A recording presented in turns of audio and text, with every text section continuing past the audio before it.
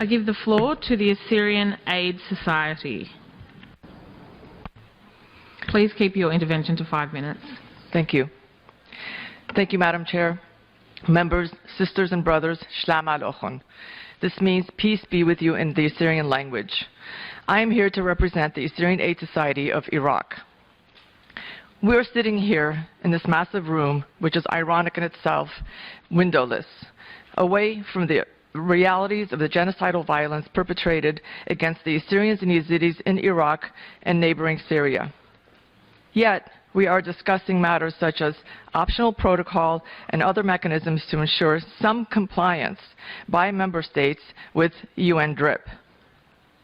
We have spent part of the forum discussing the inclusion and participation of Indigenous women, yet there is no mention of the hundreds of helpless women at the hands of ISIS being used as sex slaves for almost 1 year now. We're talking about 9-year-olds being raped. And today, we're embarking on a long conversation about future work, one of the topics being Indigenous peoples' participation in democratic societies and electoral processes, while entire groups of Indigenous peoples languish in authoritarian and undemocratic environments. With all due respect, Madam Chair and colleagues, we have heard the cries of our Indigenous peoples in this forum, as well as others, articulating these same issues for years, only to seemingly fall on deaf ears. Since our acceptance into the forum in 2011, we have been delivering statements, demonstrating outside these buildings, and screaming in this forum, the Human Rights Council in Geneva, the Special Security Council meeting of March 27th, this last month, that our very existence in our homeland in the Nineveh Plain is at the risk of extinction. Where is the urgency to save the Indigenous Assyrians and Yazidis that this forum represents? Where is the mobilization from the UN Office of the Special Advisor on the Prevention of Genocide and the Special Advisor on the Responsibility to Protect?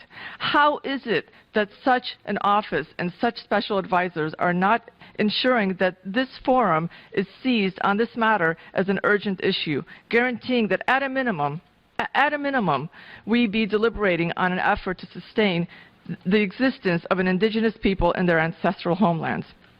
My Indigenous sister mentioned UNESCO. Why isn't UNESCO's Blue Shield Treaty right here next to me, implemented, which stands for, and I quote, protection of cultural property in the event of armed conflict? The death tolls and numbers displaced from all Iraqis and Assyrians are devastating, and irreplaceable antiquities being destroyed is incomprehensible. Every instance, past and present, of genocidal violence deserves attention.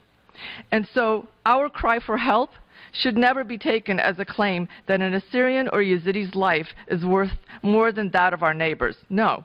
Declaring that Yazidis and Assyrians are enduring genocidal violence today, as we convene here in this 14th session of this forum, acknowledges that these two communities will cease to exist in Iraq and Syria without meaningful intervention. With regards to land, territory, and resources, the Nineveh Plain has been in an administrative limbo since 2004. It officially falls under the authority of the Nineveh Governorate, and the Indigenous people of that Governorate need to have self-determination in their own lands. It is common knowledge that there are natural resources in the Nineveh Plain, and we need to have control over our own destiny regarding any negotiations that include our Indigenous lands. The Indigenous Assyrians and Yazidis living on those lands have carried the scars born of an unstable central government on one hand, and land grab for natural resources on the other. And since June of last year, ISIS has completed the job of removing the Indigenous peoples concentrated in the Nineveh Plain, after thousands of years of continued existence in their homeland. Respectfully, Chair, this UN Indigenous Forum does not address the aim of preserving Assyrians and Yazidis in their homelands. This Council needs to give substance to the Assyrians and Yazidis' right of return. To that end, we urge direct aid and support to Assyrian and Yazidi IDPs from the international community channeled through independent NGOs. We urge the Security Council to consider mechanisms of creating a zone of international protection in the Nineveh Plain. Finally, we urge the Security Council to work with local independent Assyrian and Yazidi forces in the Nineveh Plain, specifically the NPU, the Nineveh Plain Please Protection conclude Unit. your statement. Thank you. To help secure these areas.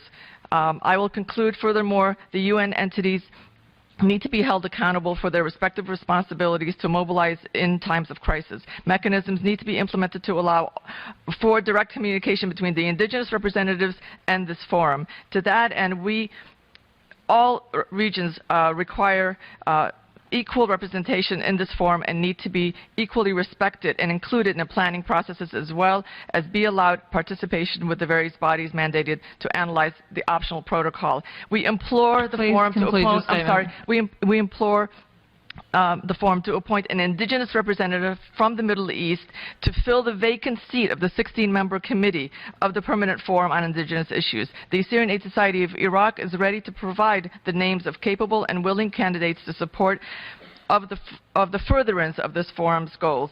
Please help to prevent genocide of the indigenous Assyrians and Yazidis in Iraq and Syria. The displaced people want to go to their homes. Thank you. Basim Maraba. Thank you. I'd like to thank the Assyrian Aid Society for your statement.